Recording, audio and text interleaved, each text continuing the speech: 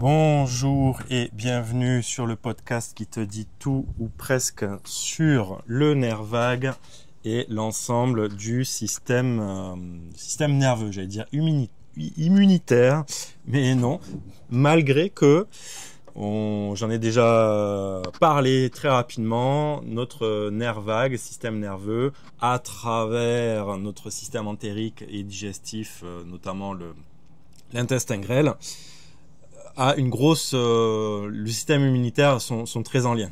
Tout ça est interrelié.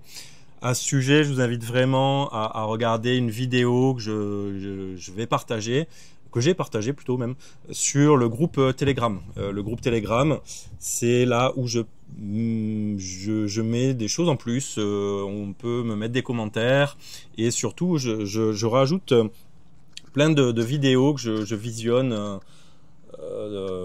récemment, plus ou moins récemment selon quand tu écoutes cet épisode, et qui viennent compléter mes propos et des fois les contredire aussi, parce que la science est en construction, en évolution perpétuelle, j'ai envie de dire.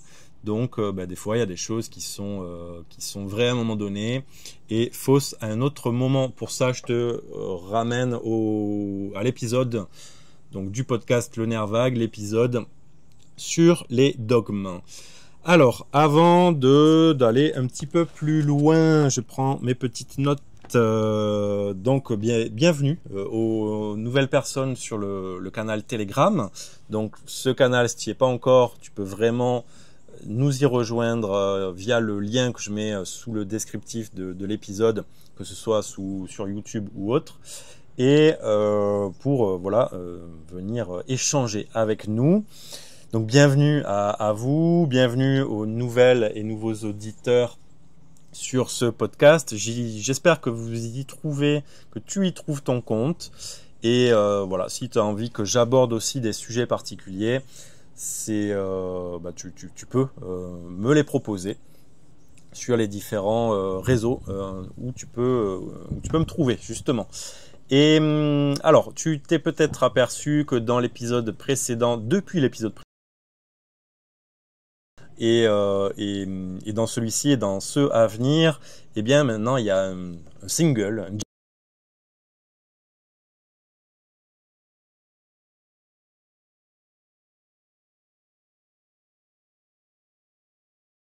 musicien de kora, joueur de kora, qui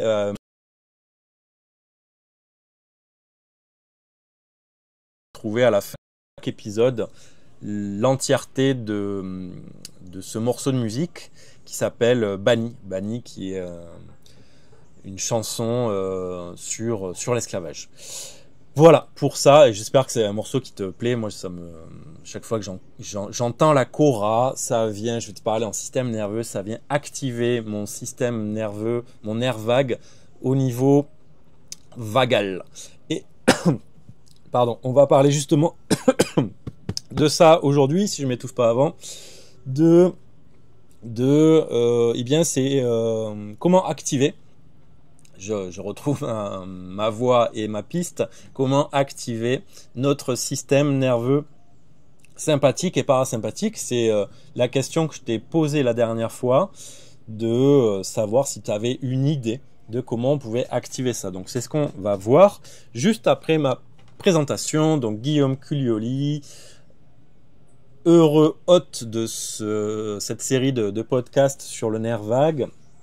Comme tu as pu le deviner depuis un moment, je suis fasciné c'est même plus passionné, c'est fasciné par l'évolution, par toutes les découvertes qui sont faites. Hein. Je le redis, mais vraiment tu peux aller voir les documentaires que je partage sur le groupe Telegram.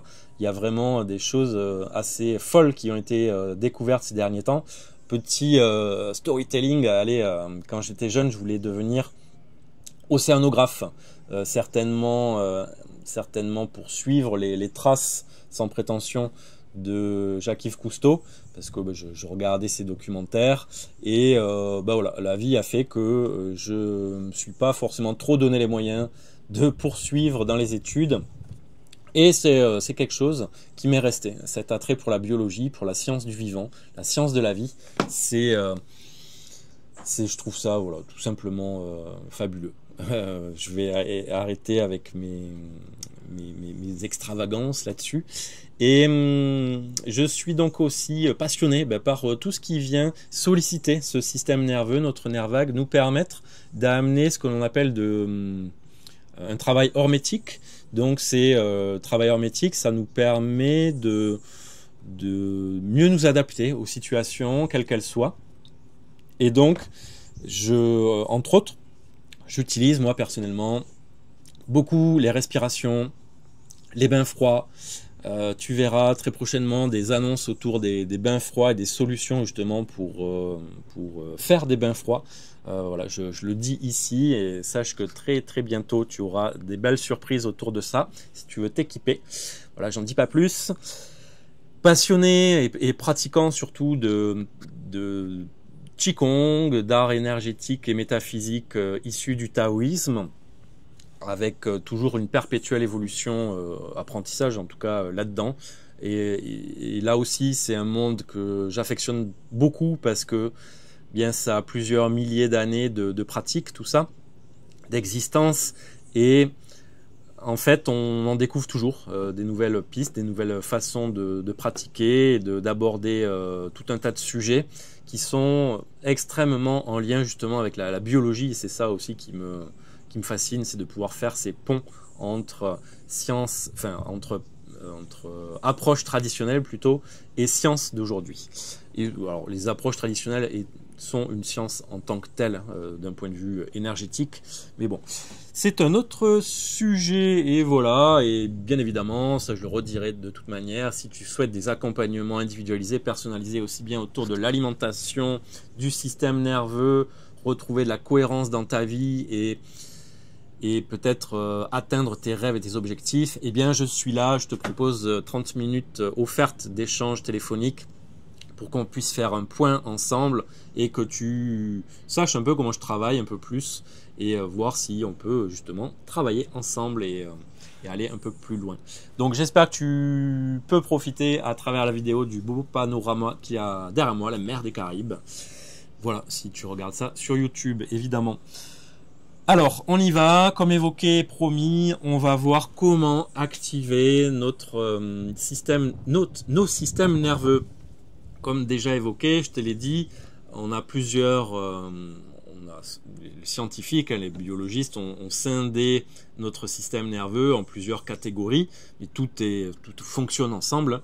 Néanmoins, on a donc un système nerveux dit sympathique et un système nerveux dit parasympathique.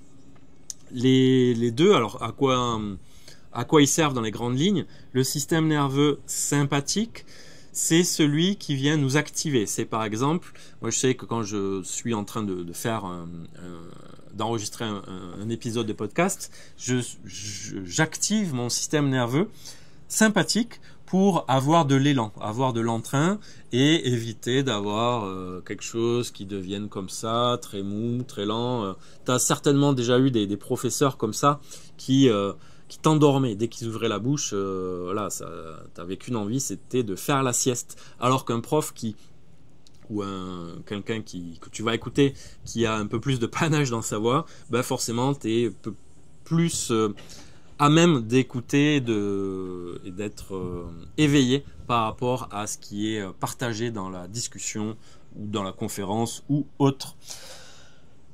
Et donc notre système nerveux parasympathique, lui, à l'inverse, il est là pour nous calmer, pour nous amener dans un état de ralentissement. C'est souvent quand on vient de manger, on a besoin de ce système nerveux parasympathique pour que notre organisme dans son entièreté s'apaise. Ça, c'est dans un fonctionnement idéal, je dirais, et que toute l'énergie, ou en tout cas une grande partie de l'énergie du fonctionnement organique, se consacre à la digestion. Alors, je ne sais pas si vous l'entendez, mais il y a des travaux à côté derrière moi et il y a une petite musique la personne utilise justement de la musique pour se maintenir son système nerveux éveillé. Voilà, c'est une stratégie aussi. On peut vraiment lire tout un tas de choses autour de nous à travers le prisme du système nerveux. C'est bien parce qu'au moins ça nous permet de mieux comprendre, plutôt que de se dire oh, il fait chier lui avec sa musique, il m'empêche d'enregistrer mon épisode de podcast. Bah non, en fait, juste il travaille, le gars il travaille là tous les jours, en plein soleil, en pleine chaleur, et pour garder la motivation, il utilise la musique. La musique me plaît pas, ça c'est un autre problème. Et je vais pas critiquer en fait cette personne-là, parce que s'il faut, c'est moi aussi qui la dérange en parlant peut-être un peu fort. Voilà. Donc déjà, voilà, le fonctionnement de ces deux systèmes nerveux parasympathique et sympathique. Alors dans les grandes lignes, on peut vraiment les détailler après plus en détail. Et juste sur le parasympathique, donc je te disais, on en a besoin quand on est dans la gestion, mais on a besoin qu'il soit activé. C'est pas vraiment le bon terme activé, et je vais essayer de te l'expliquer après, mais on a besoin qu'il soit présent quand on va faire la sieste, quand on va se reposer, quand on fait une pause en fait pour retrouver l'énergie, ou tout simplement quand on va dormir. Pourquoi je dis je préfère ne pas dire activé, parce que dans la théorie polyvagale du docteur Porges, Stephen Porges, donc tu peux retrouver pas mal d'écrits en anglais et en français aussi, il nous dit que ce système nerveux parasympathique, donc celui qui est là pour les états plutôt tranquilles, il est pas vraiment fluctuant. C'est plus le système nerveux sympathique qui lui fluctue. Et en fait, je vais essayer de te le montrer avec les mains si tu regardes la vidéo, mais souvent la problématique que beaucoup de personnes rencontrent, c'est que leur système nerveux sympathique, donc la pédale d'accélération ou le fait d'être toujours plein d'énergie, est toujours haute, plus haute que plus activé que le système nerveux parasympathique, donc qui lui est plutôt le frein. Et en fait, pour que le système parasympathique, donc celui qui nous ralentit, qui ralentit l'organisme, soit présente, on a besoin de baisser le système nerveux sympathique. J'essaie de ne pas me perdre à chaque fois dans les sympathiques, parasympathiques. Je trouve que leurs appellations me perdent en tout cas. Je sais que ça en perd aussi beaucoup. C'est vraiment comme des pédales de voiture en fait. Si je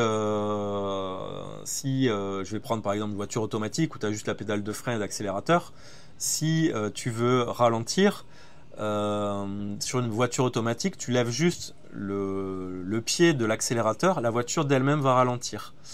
Ça va activer une espèce de frein moteur automatique, et si tu veux activer encore un peu plus, tu appuies sur le frein. Bon, ça c'est autre chose, mais néanmoins tu peux pas freiner en gardant le pied sur l'accélérateur, parce que alors ok, il va y avoir un effet de ralentissement, néanmoins il y aura toujours une activation, voire une suractivation sur une envie de freiner. Et donc ton système à un moment donné il se perd, et c'est souvent ce qui se passe quand on n'écoute pas son système nerveux, et quand on n'écoute pas via la neuroception. Alors ça c'est un nouveau terme, je ne crois pas en avoir déjà parlé. La neuroception, c'est la capacité qu'a notre organisme de percevoir les dangers, je vais le résumer comme ça, autour de soi. Le danger ou sécurité, espace de sécurité. Et donc c'est comme un organe d'essence. Et en fait, on va utiliser... souvent, on n'entend pas les signaux que ça a besoin de ralentir, que ça a besoin de se calmer à l'intérieur de nous. Alors ces signaux, ils sont internes. On n'en prend pas conscience, ou on les ignore volontairement, et on continue d'appuyer sur l'accélérateur. Sauf que notre corps, lui, il nous dit qu'il est temps d'appuyer sur le frein. Et donc, on se retrouve avec un pied sur chaque pédale, sur le frein et l'accélérateur. Et donc, notre système nerveux, il ne comprend plus rien. Lui, t'envoie plein de signaux, arrête, arrête, arrête, arrête, et toi tu continues à avancer, avancer, avancer, avancer. Et là, on arrive au burn-out. Donc ça, c'est les conséquences d'une mauvaise écoute de ce qui se passe à l'intérieur de soi. Et tu t'es peut-être déjà retrouvé justement dans ces sensations d'anxiété, de cœur qui palpite, de respiration qui s'accélère. Voilà. Et en fait, c'est ton système qui, alors c'est pas forcément dû à ce que je viens d'expliquer, mais en tout cas qui s'emballe. Tu peux justement me partager ça dans les commentaires ou même en privé, hein, si tu préfères, sur Telegram. Et j'y répondrai si tu as des remarques ou des questions par rapport à ça. Et si justement tu as déjà eu ces sensations d'anxiété, crise d'angoisse, cœur qui palpite, ça peut même être des sudations qui arrivent là comme ça, et au niveau cognitif, le fait de perdre ta cognition, de perdre la clarté, voilà, mentale, et d'avoir une espèce de brouillard, voilà, je cherchais un autre mot qui n'existe pas, de brouillard mental. C'est souvent dû à ça en fait, c'est une mauvaise écoute de ce qui se passe à l'intérieur. Alors, comme promis, comment on fait pour activer notre système nerveux sympathique ou parasympathique? Alors j'utilise le mot activer, je sais que j'ai dit que c'était pas le bon terme que je vais utiliser, mais bon, peu importe, on va pas jouer sur les mots.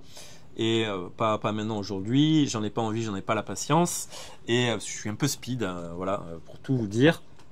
Et donc comment on fait? Eh bien, on va utiliser, j'ai une personne qui me l'a évoqué sur le groupe Telegram, qui m'a donné la bonne réponse, enfin une des bonnes réponses, il y a plusieurs manières de le faire, c'est d'utiliser la respiration. En effet, la respiration est l'une des plus grandes portes d'entrée vers notre système nerveux sympathique et parasympathique.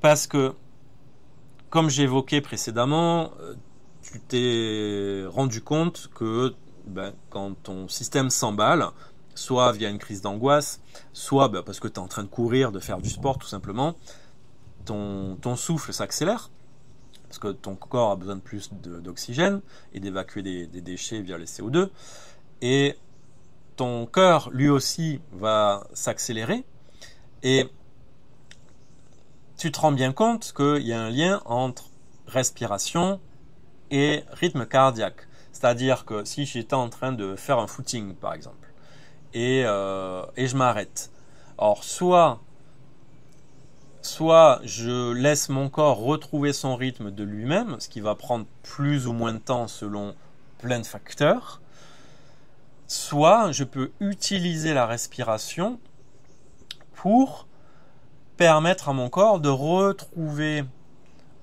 plus rapidement un rythme cardiaque plus calme. Et donc, une respiration, elle aussi, plus calme. Donc, on voit, je pense que tout un chacun, chacune a déjà fait cette expérience, qu'en accélérant sa respiration, notre cœur s'accélère et inversement. Donc, on sait qu'on peut venir jouer là-dessus.